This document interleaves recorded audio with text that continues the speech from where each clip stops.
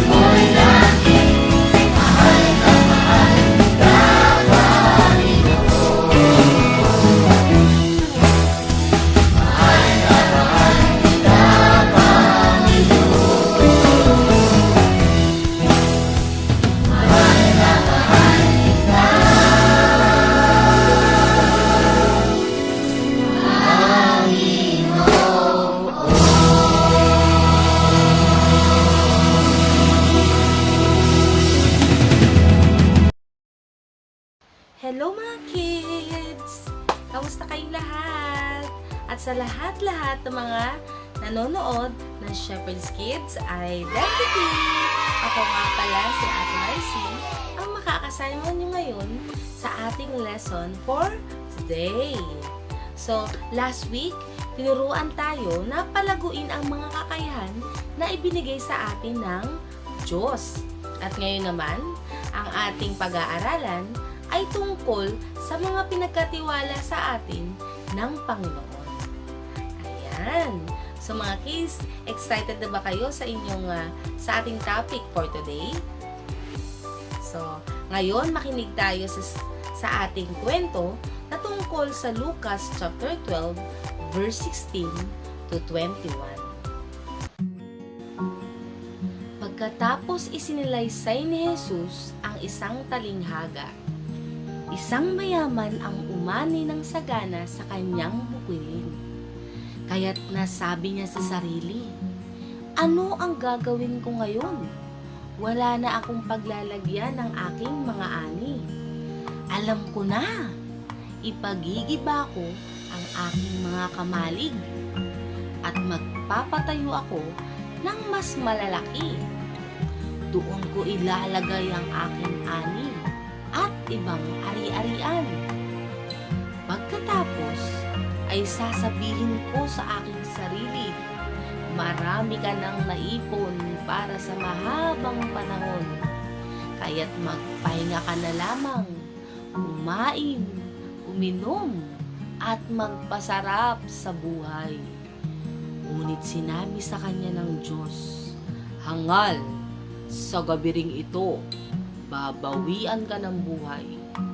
Kanino ngayon mapupunta ang mga inilaan mo para sa iyong sarili?" Ganyan ang sasapitin ng sino mang nag-iipon ng kayamanan para sa sarili, ngunit dukha naman sa paningin ng Diyos. Ang ganda ng kwentong mga kids. Ano-ano nga ba ang mga bagay na ipinagkatiwala sa atin ng Panginoon? At paano nga ba tayo magiging mabuting katiwala ng Panginoon? Ayan ang ating tanong na sasagutin natin ngayon sa ating lesson. So, meron ditong 5 na ipinagkatiwala sa atin ng Panginoon. At ang mga pinagkatiwalang ito ay dapat tayong maging mabuting katiwala at maaasahan ng Panginoon na mapapagkatiwalaan sa mga pinahiram niya sa atin. Unang-una dito ay ang ating buhay. Sabi sa Genesis chapter 2 verse 7, "At nilalang ng Panginoong Diyos ang tao sa alabok ng lupa, at hiningahan ang kanyang mga butas ng ilong ng hininga ng buhay.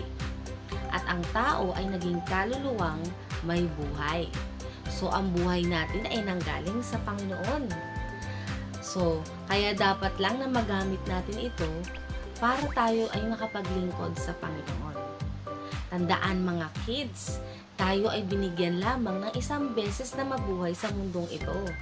At habang tayo ay malakas at buhay pa, huwag natin sasayangin o kalimutan na maglingkod sa Panginoon. Pahalagan ninyo ang inyong buhay at huwag sayangin sa hindi mahalagang bagay. At pag dumating ang oras na tayo ay mawala ng buhay, haharap tayo sa Panginoon at magsusulit kung paano tayo namuhay sa mundong ito. Okay ba mga kids? Naintindihan nyo ba na ang buhay natin ay binigay ng Panginoon at huwag natin sasayangin? Ito'y ilaan natin upang makapaglingkod sa Kanya. Okay mga kids? At ang susunod naman ay ang oras. Kung ang una ay buhay, ngayon naman ay oras. Ang oras, mga bata, alam nyo ba na lahat tayo ay mayroong 24 na oras sa isang araw? Ngayon, alam nyo na. Ang tanong, saan mo nauubos ang oras mo? Nagagawa mo pa bang magpuri, magpasalamat, manalangin, o maglaan ng oras sa salita ng Panginoon? Ayan. So maraming kabataan ngayon ang nauubos ang oras sa mga laro ng mga online Mobile Legends, TikTok, Facebook, at marami pang iba. So, nakakalimutan natin minsan ang Lord at nauubos ang oras natin sa mga bagay na hindi naman mahalaga. isang munting paalala mga bata. Ang lahat ng oras natin, kapag sinayang natin, ay hindi na natin ito maibabalik. Kaya kahit mga bata pa tayo, sikapin natin pag-aralan kung paano natin dapat i-manage ang oras natin. Upang sa lahat ng oras na meron tayo ay maging kapakinabang ito. At huwag natin kalilimutan na unahin ng Panginoon sa lahat ng oras. Tandaan niyo yan mga kids ha, na ang oras ninyo ay mahalaga sa Panginoon. Kung ang number 1 ay buhay, number 2 ay oras, ang pangatlo naman ay ang ating katawan. Isa ang katawan sa pinagkatiwala sa atin ng Panginoon. Sabi sa mga unang mga taga-Korinto, chapter 3, verse 16, hindi ba ganinyo nalalaman na kayo'y templo ng Diyos at ang Espiritu ng Diyos ay nananahan sa inyo? So tayo pala ay templo ng Diyos at ang Espiritu ng Diyos ay nananahan sa atin. Kaya mga bata, dapat nating alagaan ang ating mga katawan. Huwag natin itong pababayaan. At kumain tayo ng mga masusustansyang pagkain kagaya ng gulay at prutas. Lagi niyo yung tandaan mga kids ha. Matutuwa ang inyong mga magulang pag nakikita nilang kumakain tayo ng mga prutas at mga gulay. Dahil ito'y makakatulong upang magpalakas ng ating katawan. At kapag malakas na ang ating katawan, malaya natin itong magagamit upang tayo ay malayang makapaglingkod sa Panginoon. Ang hirap yata na tayo ay may sakit, mahina ang pangangatawan. 'Di ba mga kids? So, alagaan ninyo ang inyong mga katawan. Kilala niyo ba mga bata si Nick Vujicic? Siya ay pinanganak na walang normal na paa at kamay. Ngunit kahit ganito ang kanyang buhay, siya ay ginamit pa rin ng Panginoon at nagpagamit siya sa Panginoon upang magbahagi ng salita ng Panginoon sa iba't ibang lugar. At kahit siya'y walang normal na paa, walang normal na kamay, pinanganak siyang ganun, hindi siya nawala ng pag-asa. Sa halip, nagkaroon pa siya ng magandang pamilya. Ang ibig sabihin nito mga bata, kahit ano pa man ang ating katawan na meron tayo, kumpleto man o hindi, pwede pa rin tayong gamitin ng Panginoon. Kaya kung kumpleto ang inyong katawan, mas okay dahil mas marami kayong magagawa para sa Panginoon. At walang magiging ibang dahilan o mas maraming challenge kapag tayo ay kumpleto ang ating katawan, kaya samantalahin natin na habang tayo ay malakas, ang ating mga katawan at tayo ay bata, pag-aralan natin at pagsikapan na makagawa ng paraan tayo kahit pandemic at kahit limitado at kahit hindi tayo nakapag-church. Kaya nandito kaming mga taga Shepherd's Kids Identity para sa inyong mga bata upang kayo ay maturuan ng salita ng Diyos. At I pray na kayo ay lumago sa pagkakakilala niyo sa Panginoon sa lahat ng inyong natututunan dito sa Shepherd's Kids Identity. At ipagamit ninyo ang inyong mga talento, ang inyong katawan sa paglilingkod sa ating Panginoon. Okay! Nakita niyo na mga kids ang kahalagahan ng ating katawan na dapat natin itong ipaggamit upang makapaglingkod tayo sa Panginoon. Okay? So, number 4, meron tayong buhay, oras, katawan na pinagkatiwala ng Panginoon sa atin. Ang number 4 ay talento. Naalala niyo ba mga kids, yung kwento ng isang linggo tungkol sa 3 alipin? Ang 3 alipin na yon ay meron 2 alipin doon na pinagkatiwalaan ng talento ng kanilang amo. Silang 3 ay pinagkatiwalaan ng kanilang amo ng talento. Ngunit ang 2 alipin doon ay ginamit nila at napalago nila yung talento na meron sila. Ang ibig sabihin nito, ginamit nila ito para sa Panginoon. Kaya lalo silang pinagpala ng kanilang amo nung bumalik ang amo nila at sila ay nagsulit. Ngunit ang isang alipin na kasama nila ay itinago o ibinaon ang kanyang talento sa lupa. Na ang ibig sabihin nito ay hindi niya ginamit o ipinagamit ang kanyang talento sa Panginoon. Kaya naggalit ang amo niya sa kanya at pinarusahan siya. At ang kanyang talento ay kinuha pa sa kanya at ibinigay pa sa mga nagpalago ng kanilang mga talento. So ano yung matututunan natin mga bata sa kwentong ito? Ang aral ng kwentong ito mga bata ay gamitin natin ang ating talento sa Panginoon. At huwag nating itago ang ating talento at huwag nating gamitin sa walang halagang bagay. Kung ikaw ay kumakanta, sumasayaw, mahusay sa pagbigkas, at marami pang iba na talento na meron ka, ipagamit mo yan mga bata sa Panginoon. At sa panahon ngayon, ang sinasayawan ng karamihan ay ang TikTok. So, sino ang may mga TikTok dyan? Ayan. So, kailangan natin gamitin ang mga online media na ito upang maparangalan natin ang Panginoon. Huwag nating gamitin ang ating talento sa walang walang kabuluhang bagay. So, mag-ingat tayo mga bata sa paggamit ng ating mga talento. Isipin ninyo na dapat ang Diyos ang dapat napaparangalan sa ating mga talento. Okay mga kids? So, next time pag nag-TikTok kayo, dapat nag-worship o nagpupuri kayo at ang Diyos ang nakikita sa mga talento na meron kayong ipinapakita sa buong mundo sa pamagitan ng mga online media. Ayan. So, next, meron tayong buhay. Ulitin natin mga kids.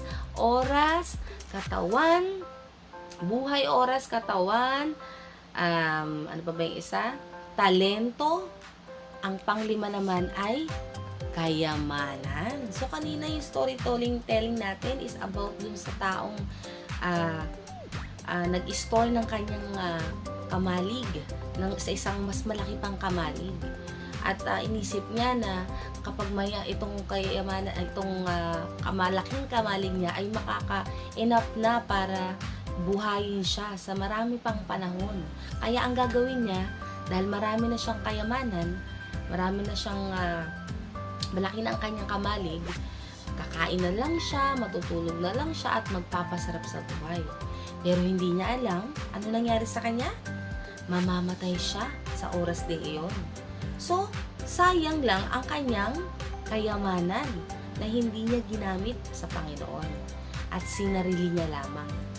Alam niyo ba mga bata na ang naman ang meron tayo, especially yung mga maliit o malaking kayamanan na meron tayo, ay dapat mapapagkatiwalaan tayo.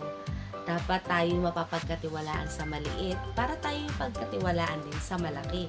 Kaya yung kayamanan o pera na meron tayo, dapat hindi natin ginagamit yan sa mga pagsusugal, sa mga pambatang paglalaro.